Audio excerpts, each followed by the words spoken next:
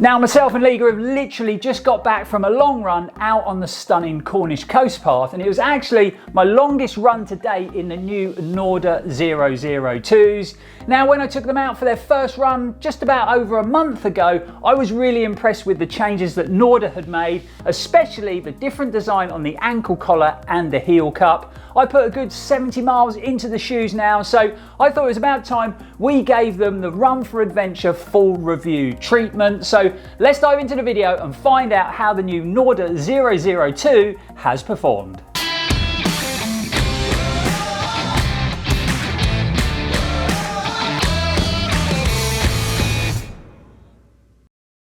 Welcome back folks, and thanks for joining us for another video. I'm Lloyd Purvis and this is Run4Adventure, your friendly, informative running YouTube channel. So we got another solid long run in our legs this morning as we prepare for the challenging Round the Rock race on the stunning island of Jersey on the 5th of August. I can't believe how rapidly it is approaching, and there's not long to go till race day. But let's get back to today's review, and my first experience of the Norda brand came last year when I tested and reviewed a collaboration Norda 001 shoe with Satisfy. There was lots of elements that I really enjoyed, especially the brilliant Vibram Midsole Outsole combination gave me a really good balance of connection and comfort, and that midsole seemed to bed in really nicely the more time I spent in the shoe. But I've got to say, I was really disappointed with the lack of structure in the back end of that upper. The heel was very soft, understructured and flimsy, and I found it really hard to feel supported and to get a good lockdown in the heel. As you can imagine, I was very happy to discover that a lot of those issues I was having have been resolved in the 002. So let's give you guys a few facts and figures about the shoe. We're going to break down the construction in a bit more detail, and then we're going to get stuck into how they've performed out there on the trails. There is definitely lots of positives to talk about, that's for sure. However, after this morning's run, there is one thing I'm not so sure about, but we'll get onto that later in the review. First up, let's talk all about price for the Norda 002 because it is an expensive trail running option. Online, the most affordable price I could find in the UK is £225. When it comes down to weight, my pair in a UK 10 tips the scales at 290 grams, and they run off a 4mm heel offset. So we got a stack height of 19mm on the heel and 15mm under your forefoot. When it comes down to fit and sizing, I would say they do size up a little bit small. So I've actually gone up half a size to a UK 10, and that length is just right. And they've given me a good width in the toe box. When it comes to construction, we're going to start at the top and work our way down the shoe. So the 002 utilises an upper that's been constructed using a bio-based Dyneema, and Dyneema just so happens to be one of the strongest, lightest fibres in the world. With it being bio-based, it's also got a lower environmental footprint, and it's actually been given the Blue Sign seal of approval. Norda have worked in their lock system, which is basically an ultralight sort of gusseted sock construction to give you that very precise fit, a good lockdown around your midfoot so you don't have any movement within that upper, even if you're running on uneven technical ground. The tongue design in the shoe is very stripped back, and there's pretty much no padding in there at all, and this is something in the past that has caused me some issues with other brands. But I've got to say it, the tongue in the 002 has actually been very comfortable, and I've had no issues with those laces digging into the top of my foot. I would say the biggest difference when it comes to the upper of these and the 001s is that this time round Norda have decided to put some substance into the back end of the shoe. So we got a good level of support from a substantial heel cradle. We've also got a moderate level of padding worked into that ankle collar, and you know, these changes really have been a good decision in my eyes, and they've made a massive difference when it comes to upper fit and performance. And finishing up, we've got a good level of sort of structural overlays on the upper. Starting at the heel, running along the midfoot and wrapping around the toe box. We've also got some reinforcement around those lace eyelets just for a bit of extra durability. And then last but not least,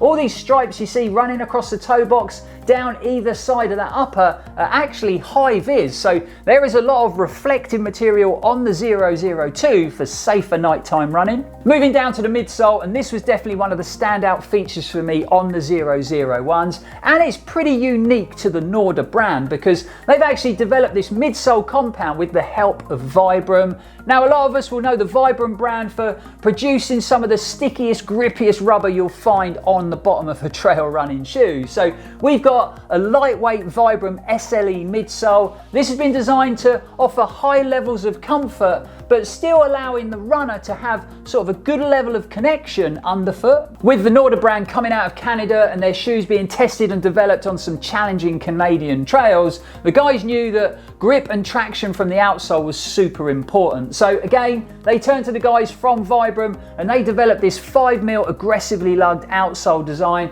that uses their Megagrip Litebase performance rubber. Now, this compound has the same sticky properties as standard Megagrip, but it also gives you a 30% weight reduction when it comes to the overall sole weight. So there it is, folks, the latest trail running offering from the Norda brand, the 002. A few stats on the shoe and a bit of info about how they've been constructed. I think it's about time we get stuck into how they've performed out there on the Cornish trails, and in fact the Serpent trails as well, because I wore these when we took on the Salomon Serpent Trail 20k the other week. I think we should start with the one thing I feel has completely transformed upper performance, and that is the brand new ankle collar and heel design. I can't emphasize enough how much better this heel setup is on the 002 compared to that poorly designed heel on the 001. It really was understructured, it was very sloppy around my ankle, and it just didn't fit my foot shape particularly well, and I definitely had quite a bit of lift and movement along the way, whereas this is the complete opposite story now. Really well locked into that heel, no movement, no slippage, but it's also extremely comfortable. So it really has gone from being not that great to very good, and I personally think that that redesigned heel and ankle collar has made a massive difference to the overall performance of the shoe. So the new upper has been nice and comfortable wrapped around my foot, even with that thin tongue design. I've managed to get a really good lockdown around my midfoot, but then that toe box has given me that nice sort of roomy, airy feel, allowing my feet to splay under impact or to expand over distance. So I haven't really had any issues with the new upper. I was a big fan of the midsole on the 001s, and I'm still a massive fan of it now. This Vibram compound seems to bed in really nicely as you put more miles into the shoe, and it becomes very, very comfortable. I also think a big part of that comfort comes from the quality TPU insole that you get inside the 002. Very similar to a sort of boomerang footbed that you get on an Innovate, so it gives you that very comfortable plus sort of bouncy feel close to the foot, and I really do think that elevates the level of comfort. Obviously, with these having a lower stack height, you feel very, very connected, which makes you feel nice and stable when you're out on the trails. So I personally think that Norda have got that balance between comfort and connection just right with the 002. And flipping them over, we've obviously got that 5mm aggressively lugged outsole design utilising Vibram's brilliant Megagrip Litebase. So obviously the outsole has performed really well. Great levels of grip on any sort of wet rooted trails, loose gravelly trails and wet rocky trails, but you've also got a 5mm lug depth that can actually handle the muddy conditions pretty good as well. I personally think it's one of the best sort of outsole designs that I've come across on a trail running shoe. So I really have enjoyed my time in these, but like I mentioned earlier, there was something that happened on today's wet run that was a bit of a surprise. So we finished the run up on the north coast of Cornwall, a very exposed section of trails, and as we were getting back, it absolutely hammered it down with rain. You know, proper driving rain, and we were soaked to the bone. Obviously my feet started to get wet. Didn't think a lot of it, jumped in the adventure bus, drove home. By the time I got back and took my shoes off outside, I was really shocked how much water was still inside that upper, to the point where I could actually tip the water out of the shoe. I'm not sure that's ever happened to me before with a trail running shoe, so I'm not sure how well this sort of bio-based Dyneema upper drains. Obviously, this was just one wet run, and I'd love to test the shoe out in those type of conditions again to see how it performs. So unfortunately, that was a little bit disappointing this morning, but we've reached that point in the review where we need to get some points on the Run4Adventure board. So we're going to start scoring the Norda 002, and we always start with price here at the channel. Obviously, with these retailing for £225 here in the UK, it's not going to score high, unfortunately. Now, I understand it's a real premium quality product. They've used some very high-tech sort of materials and fabrics. Dyneema isn't cheap to use, neither is Vibram Megagrip Litebase on the outsole, and it even comes with this very flash sort of dust bag with the shoe. But at the end of the day, it's still a lot of money to pay for a trail running shoe. So for all of those reasons above, we're going to mark the 002 down a bit when it comes to price. We're going to give it a 3 out of 10. Comfort and performance up next, and I've been loving the levels of comfort I've been getting from these. I think that new ankle collar and heel design is a bit of a revelation, and that Vibram midsole and outsole has performed great. I think before today's wet run, I'd have probably scored this a 9 out of 10, but obviously having those issues when it comes down to drainage this morning has left me a little bit disappointed, if I'm honest, and I've had to knock a couple of points off. So when it comes down to comfort and performance, we're going to give the Norda 002s a 7 out of 10. Now, a big part of the selling point by Norda of the 002 is the fact that that bio-based Dyneema is extremely tough, really durable, so you should get hundreds and hundreds of miles out of these. And I've got to say it, the upper is looking really solid, so there's no early signs of wear at all at the flex point or anything like that, and this Dyneema fabric does feel very, very robust.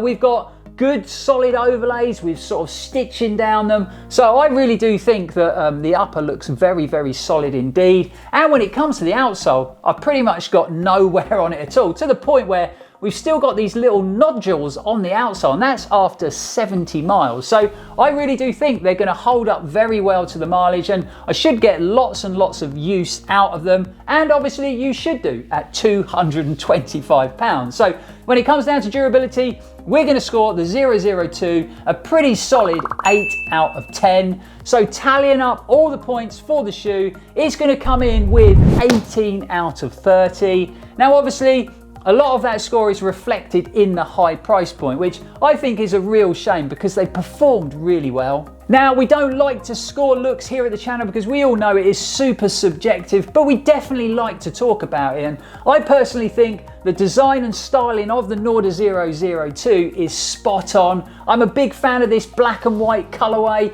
We've got all this sort of high-vis detailing and the checkerboard on the fabric. I think it makes the shoe look very eye-catching and quite different to all the other trail running shoes on the market. So I'm actually going to give the Norda 002 2 big thumbs up when it comes down to looks. As far as other trail running shoes on the market that would sort of compare to the Norda 002, I would say Altra's Lone Peak 7 are quite similar when it comes down to the fit. It's obviously got that foot-shaped design that gives you that nice sort of airy feel in the toe box. And I'd say the level of cushioning between the two shoes is quite similar. However, you definitely get a bit more sort of protection under your forefoot with the Norda shoe.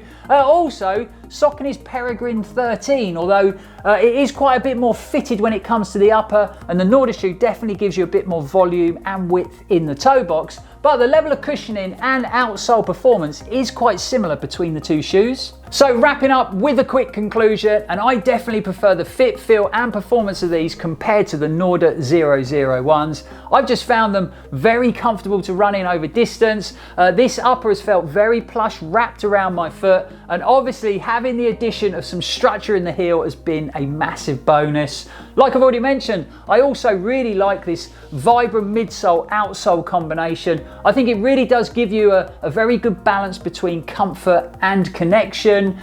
Before today's run, I've actually been reaching for these more and more. Unfortunately, I'm not sure I'd reach for them again in wet, windy, rainy conditions. And you know, when a trail running shoe retails for £225, I would kind of expect better than that. However, I'm definitely going to be racking up lots of miles in them out there on the trails in drier conditions. So that brings another full in-depth review to a close here at the channel. Really hope you've enjoyed it, guys. Really hope you found it helpful. It would be awesome to hear from you if you've been running in a pair of the Norda 002s. I'd love to know how it's been performing, especially if you've taken it out in wet conditions. Have you had any issues when it comes to drainage with the upper? If you have, let us know all about it in the comments below. Don't forget you can follow us on our other social media platforms, whether it be Instagram, Facebook or Strava. But for now, guys, thanks for watching. Thanks for supporting the channel. If you have found our content helpful, don't forget to like, comment, share and subscribe if you haven't already. We'll be back on the channel very, very soon, guys. And as always, stay safe and keep on running. As you can imagine, I was very happy to discover that a lot of those issues had actually... Back to today's review, and my first experience of the Norda brand came last year when I tested out a collaboration Norda 001.